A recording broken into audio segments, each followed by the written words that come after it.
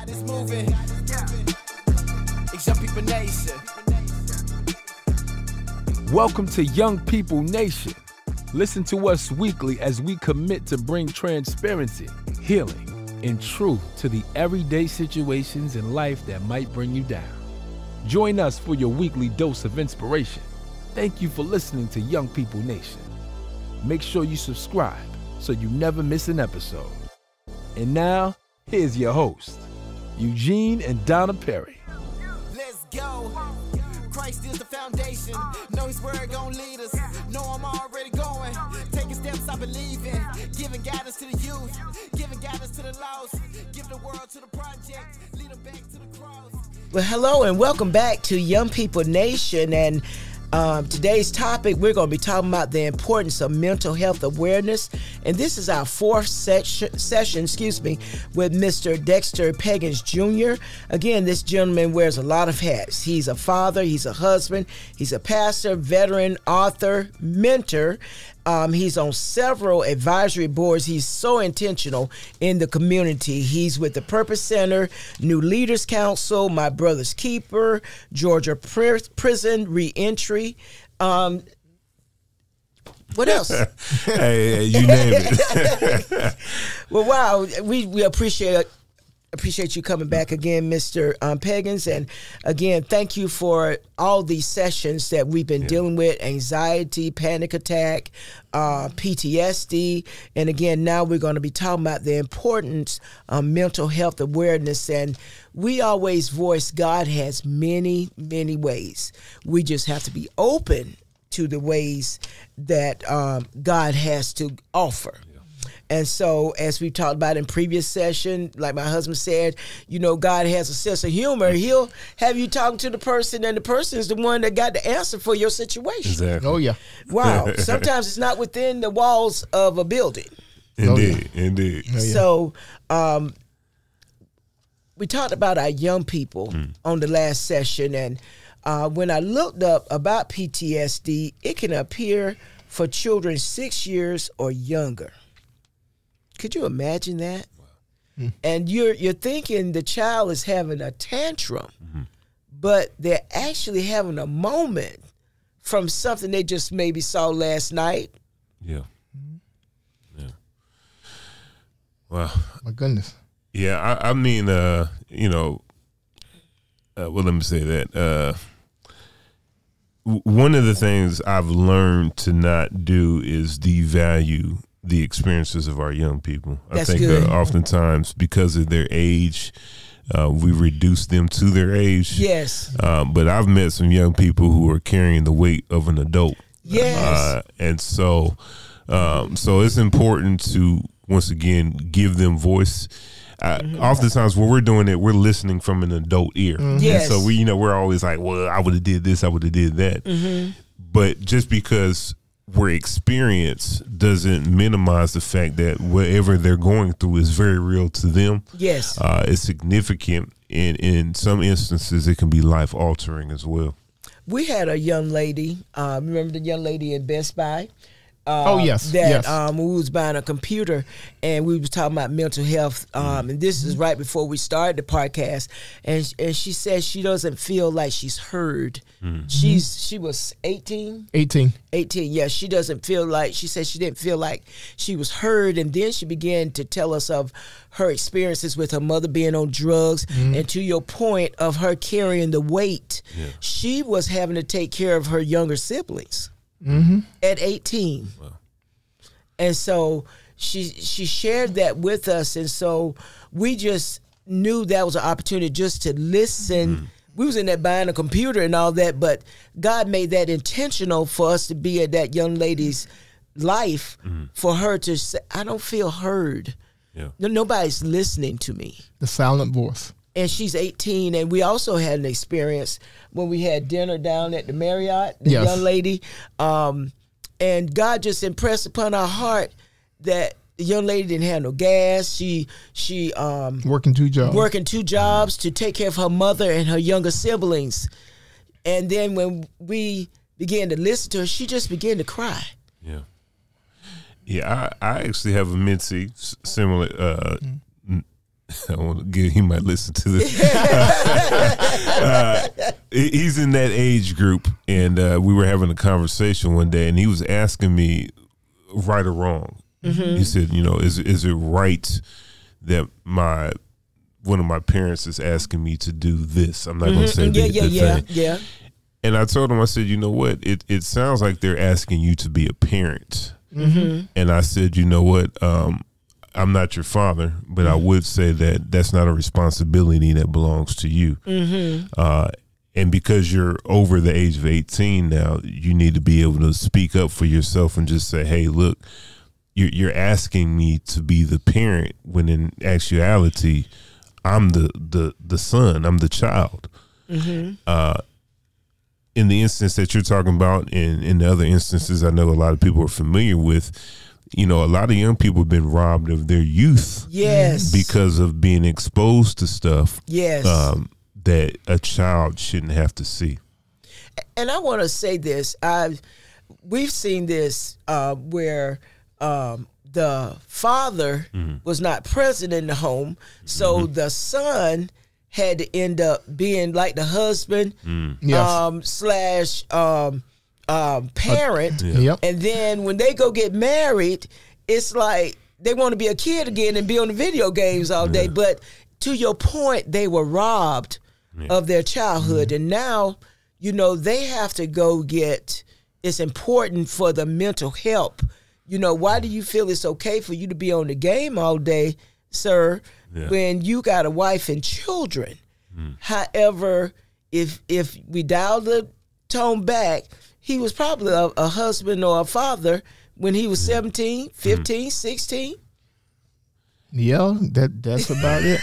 And it looks like you're looking at my life, but he don't be on video games. I want to make this disclosure here if I can. It's about making a decision. I can't say my husband has shared some of his journey. I love my mother-in-law. They're going to be with God, and my father-in-law. However, he has some experiences. And so, but what I see with him is that he made a decision not to stay there. He has always been a present husband and father, and now grandfather. Always present. It's very sacrificial. That's why I tell him, I say, that's why most times if you think it, you getting it. Yeah, I really appreciate that. Yeah, I know many times and all, I didn't have what you call a normal childhood. It was more like an adult childhood. And some of the things I wasn't allowed to be a child in many instances and all. But through all those experiences and all, you never forget where you came from. And people are people, no matter where you are. And everyone has their own story. Everyone go through trauma.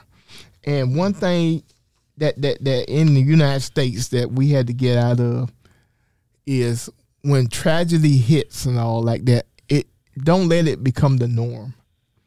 That just to see somebody shot dead on the street and then you just step on like it's in nothing, like it's the norm. Because most kids I talk to, they don't expect to live past 35. They believe they live their whole life before 35. He said, man, I'm old. I'm 35. I didn't think I'd get this old. Wow. And that's the attitude that most kids got nowadays, because our society is out of control. And the traumas that they have and all, you got one of the big push now with drugs. Young kids be in charge of drugs, because if they get caught with it, they don't get that much time. So the crime boss and all could be 10 or 11-year-old in charge of drug stipulation or mixing up the drugs to all. We had I talked to a young man. He was one of the biggest meth dealers, chemists around. He never went to school for it, but he's real smart. And he actually mixed the drugs. He was just like that movie Breaking Bad. Yeah. He makes so many drugs and all. He was the biggest dealer on the East Coast. And he wasn't even 16 years old. But he had a mind for mixing chemicals that was out of this world. He can mix them, know how to cut it up, know how to do all the other things with it for make it productive. And when they called him and all, you know, he couldn't go to jail like that because he was so young. He was a minor. So that's the big thing that's going around, and we cannot let as a society be that the norm. Be the norm. And I remember a young lady that suffered from trauma. She came to church with us. And we was praying because she was from an abusive background, and and we went there praying, and we and the whole congregation was speaking in tongues. Oh yeah, I and remember. She left, and we started speaking in tongues, and she was gone. And so I went outside and found her. She had a cigarette, and her hand was shaking. I said, "What's wrong?" She said, "I had to get out of there." I said, "Why? What's wrong?" She said, "Y'all saw." Speaking that language and all, and I looked up and I saw fire on above each one of y'all heads, and she said I had to leave. Oh, I remember. Yeah, she had a PTSD moment. Yeah, she did. And the Holy Spirit, a power train was rolling. Yeah, she said that religious stuff is real. And but the power of God is real. Yeah, and she was trying to get a cigarette lit, and a cigarette wouldn't light up. and all. But God sent people our way to help steer them in the right direction.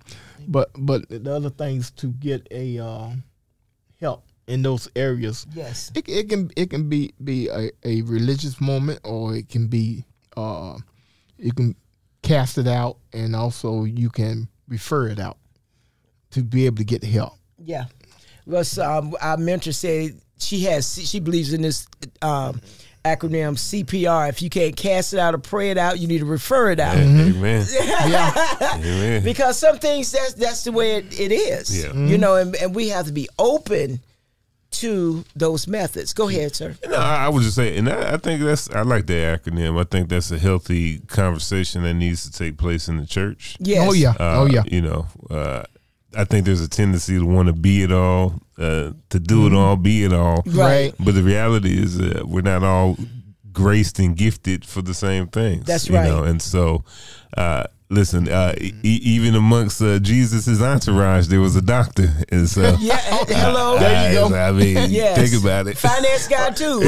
There you go. Yeah. Oh yeah. So hey, that's the natural and the spiritual there. Indeed. Yes. Let me ask you guys something. In your journey, how important was it for you to get help? And was it a situation where you saw where if you didn't get help, it could affect your own personal life, your marriage, your children, because you're both husbands and fathers?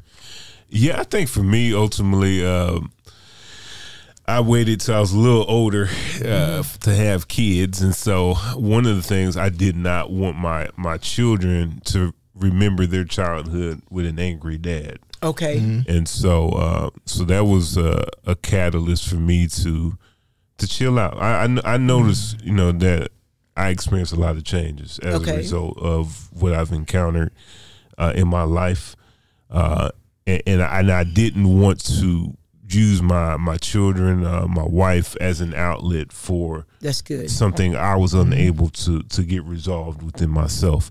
And so when the kids started getting born, that was the time for me to put a bigger emphasis, become my own advocate, and get that help that I needed. That's good. Well, I had to face reality. I used to tell my wife, I said, it was a earthquake last night. The bed was shaking and He everything. sure did. He's like, you feel that shaking? And she said, no, it's you. I said, what? And I said, well, I'm going to concentrate real hard, and I'm going to overcome this. And then it happened again and again. And I said, wow. And then I remember when the other gentleman from Vietnam, the incident that he had, that he was strangling his wife because he was back in Vietnam. And I said, I don't want that kind of incident on any member of my family, because I know how strong nature I could be. If I'm in an incident like that, I always believe if I'm in an incident, I'm going to win. And whatever I have to do to win, I would do it. And to be hallucinating or be in a situation like that, I didn't want to harm my loved ones. that's why my wife, I told her it's a good idea that we do not have a gun in the house, because if I'm in the installation, I could actually be there in that situation with loved ones around, and I think I'm still over there in the war, and they here in the States, and the two incidents don't need to meet. So I had to make a decision to overlook my pride, overlook my male ego, and get the help that I needed. And a whole lot of times it might not. It was some was spiritual help, and some was the psychiatrist to be able to talk those situations out, and to get that help. It don't matter where, as long as it comes from a reliable source. Get the help. Don't be proudful. Get the help. That's good right there, and that's the challenge. I heard both of you gentlemen. You love your family even above yourself. That's kind of what I heard, that you didn't want your children, your wife, to experience the trauma that you had been through. So let me go get help for myself. Let me start with me. Then I'm able to be the husband, the father, the pastor, the author, the mentor, all that God has purposed me to be. Because, one problem sometimes, if we don't get the help, we need, we'll spread, we'll be very toxic. Yeah, there's a saying. Well, there's a saying that that I don't know if I came up with this or not, but it felt like it came from my soul. But I say this often: my children shouldn't have to fight battles that I'm supposed to win. And what I mean by that is that I don't want to transfer something onto them that I know I was dealing with. That's good. And then ultimately they have to deal with it. That's good, sir. So there's things that I know should end with me, and this is one of those things too. That's good. Yeah. That's powerful. And because you're transparent, because you have sons, then that's powerful. Then they're able to be transparent. Exactly. Whatever their journey is. But like we had to learn, we have daughters, and so. Even though that's a great challenge, but they love their dad. Those girls love their dad, like for real. But that's because he was very protective of the household, and so that's important that your children see that you're getting the help you need, and you're very transparent about it. I like what you said in the previous podcast as well, that you're willing to learn along the journey because you didn't have the tools either. Exactly. So I don't come with all the answers, It's just like I was sharing how our daughter told us you need to make sure that you're using the right techniques to breathe properly, excuse me, and meditate properly. Oh, yeah. You understand? So I was like, she really had me think and go and study. And so mental health is, and this is what our podcast is all about, is that God has many ways, but we want to bring awareness, have professionals, people who walk this journey, walk the walk with the community, to bring awareness that, hey, this is something that, a perspective you may want to consider. Okay, and so is there anything else? Well, you know what? I want to ask you this, because we've asked this several times, and we never know who's listening. We know both of you men are strong in your faith with God. You both have mentioned counseling, medicines that have helped you. Is there meditation? Is there certain types of quietness or any form of any other holistic methods you may have taken? Believe it or not, I know you probably can't tell by this physique, but okay, but I old habits die hard, and one thing about the military, you gonna run. I was stationed in Fort Bragg for 4 years, so listen, you gonna run a lot. And so even to this day, I actually still enjoy jogging. I feel. If I have a decision to make, I actually try to make it after I get a jog in. Okay. Because I do feel freer. I feel my mind more open. So that's something I do in addition, of course, to the prayer, the meditation, and learning to talk. The last thing I'll say is that I've identified people that I can trust myself with. There you go. Meaning, like I can't give all my stuff to everybody. That's right. But there are some people who are able to handle what I'm dealing with. Yes. And so I have outlets where I can say, hey, look, I don't even want your advice. I just want to be able to get this off my chest. Yes. We'll come back later and talk about the resolution. But, you know, I found it to be very important to surround myself with people that I can do that with. I would say amen on that because I got married there at Fort Bragg, so I think my Army issued me a wife there. But one of the main things with that is you have to be transparent. You have to be open, and with that, trusting. Yeah.